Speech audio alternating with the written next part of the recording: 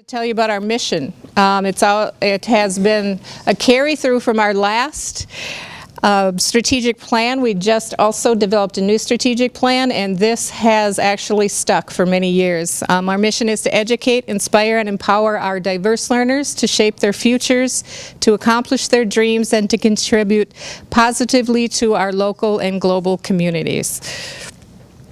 And our core values that have been developed within our strategic plan, it took 3 years of community involvement, teachers, businesses, religious people as well. There's a whole gamut of about 75 people developed these core values. We believe that all people have value.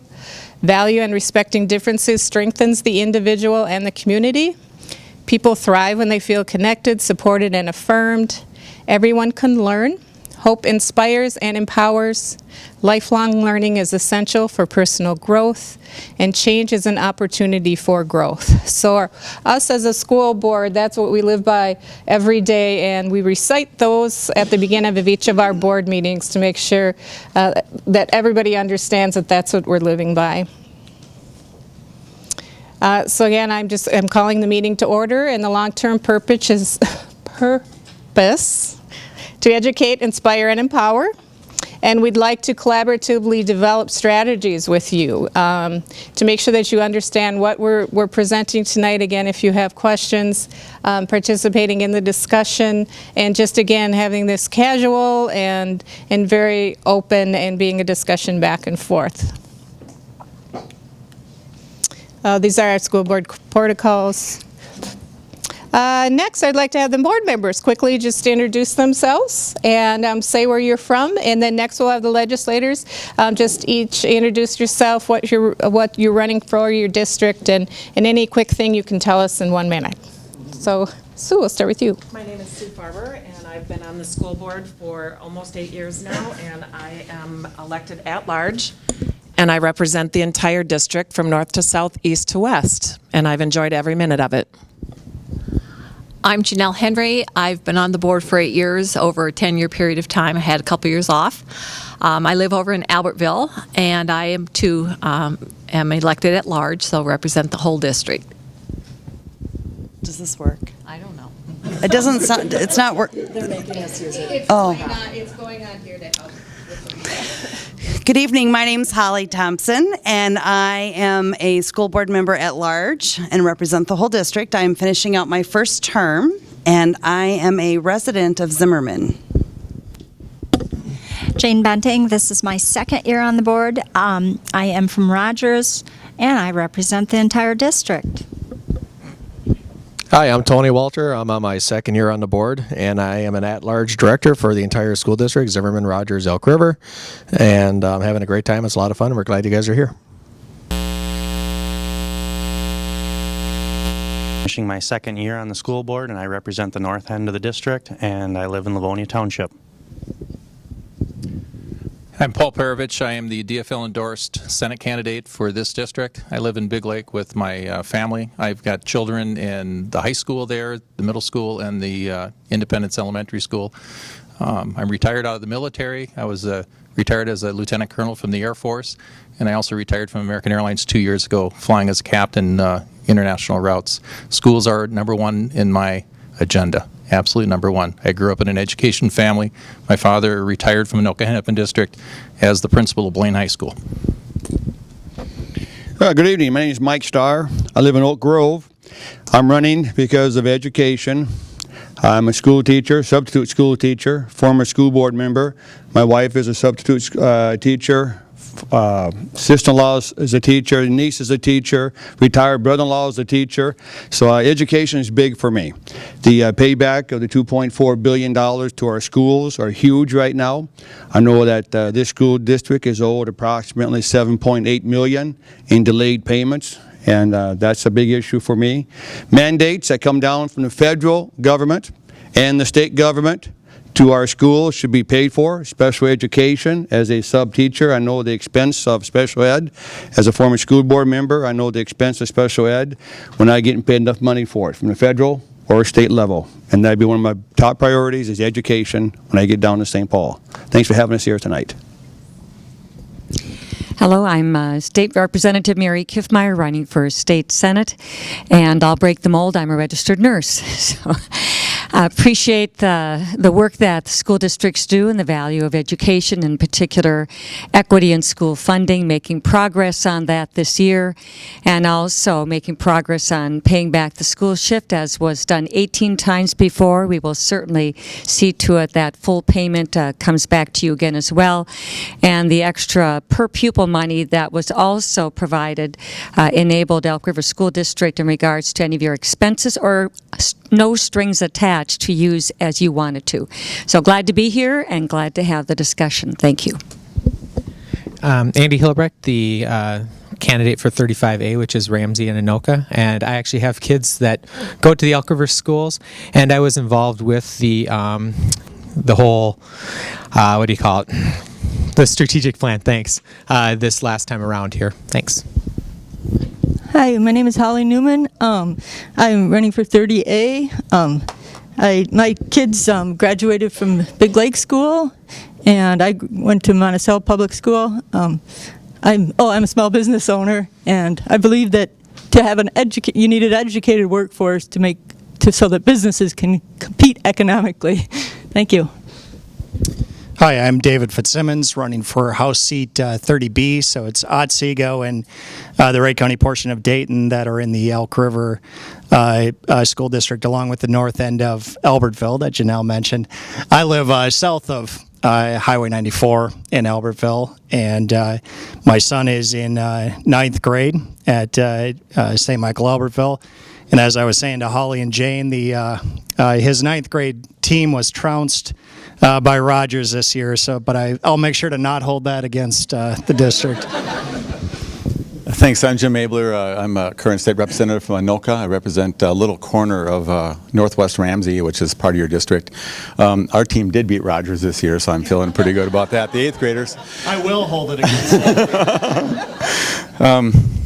Anyway, so I've been to a number of meetings with the Elk River School Board and members that have come down, and it's always depressing, and I have to I don't know how you do it. I've read your little value statements. Change is an opportunity for growth.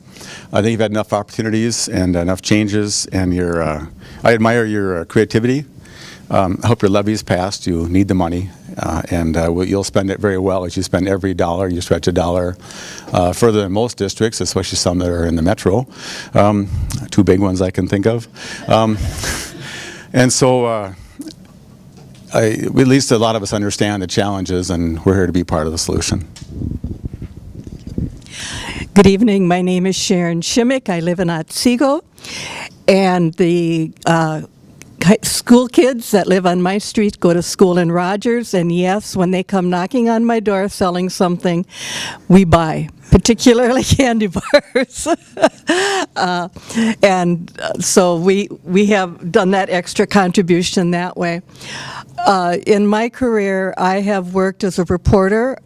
Back in 85 to 92, I was at the paper in Malacca, the Mille Lacs County Times. Since then, I've worked in customer service. Oh, I guess I did a year at the St. Francis Courier, too. I forgot about that. Most of my jobs have been in some kind of customer service. I finally figured out that that's what I do, is I take care of people. And I come from a family where my mother believed in education. She was born in 35. Her school teacher made my grandfather send her to school in town and then on to Mankato, which was in a normal college or whatever. So I come from a background of education. I believe in it, and I think it's just, I'm really impressed with what I read about what goes on in this school district. Oh, hello. I'm Nick Zerwas.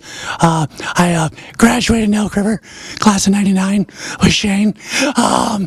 So I have that down. But No, it's fun. I've been on the city council here in Elk River for 6 years. During that time, I think one of our favorite things to do is we try to make it a point each year, our city council, along with the school board, to meet in a joint meeting and figure out how we can collaborate as local government units to stretch that dollar and work closer together. And I can make one commitment to you, and that is, if I'm able to serve in St. Paul, my door will always be open. You'll always have a big set of ears, and I will fight for funding equity for our school district. I'm Kurt Doubt, currently a state representative in District 17A, which is almost all of Isani County, a little bit of Chisago County, and the city of St. Francis in northern Anoka County. Because of redistricting, now I'm running in a district that is a little further south and west, including Zimmerman and now then Oak Grove and the city of Bethel. So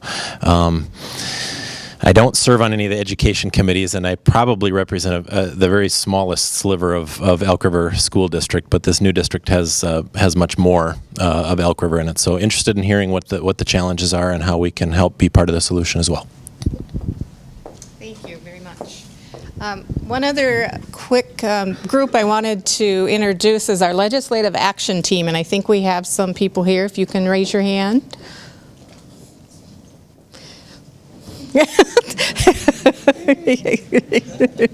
All right, we have, if you've worked with us, you know this. If not, I'll tell you real quick. We have a legislative action team of a group of parents that work with us, the school district, to bring to light and to help educate as well, and go down to the legislature and work with you. And there's about 5 of a core, but we can round up the troops a lot of times and be able to go down to meetings and committee meetings and such. And it has been around since 12 years, started just as a parent group and realized that it's awfully hard to track all those bills that get introduced down there every year, and it actually evolved into us collaborating more with the school district. So we do have that legislative team that we continue to recruit for, and they're very active, and you'll be seeing their smiling faces, I'm sure, down there this year as well. So I'm going to hand this over to Mark, and he's going to talk about our strategic plan and going forward. Thanks. Great. Thank you. Get the clicker here.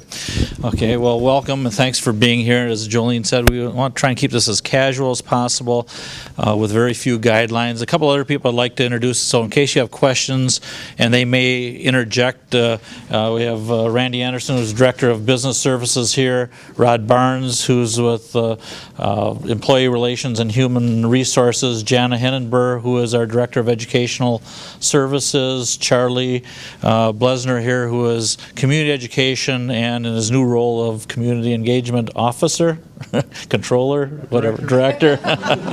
We'll find a title there somewhere. Okay.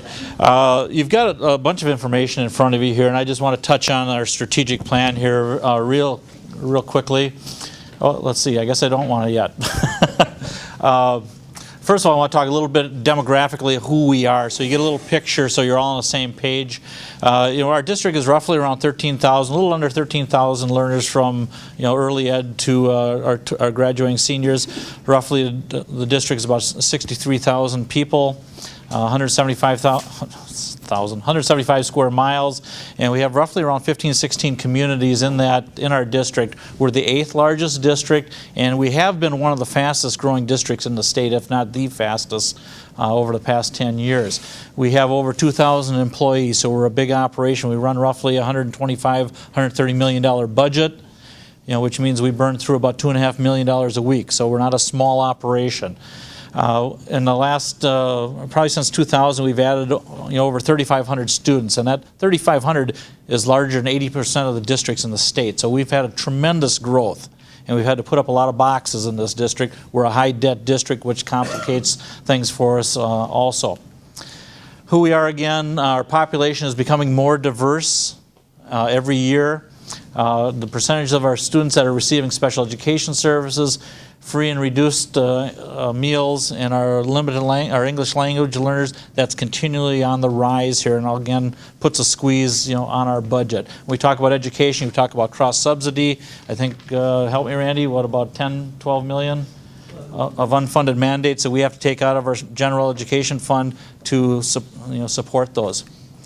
Okay, I'm going to talk, before we hit the levy portion, I want to talk a little bit about this brochure right here, the strategic plan.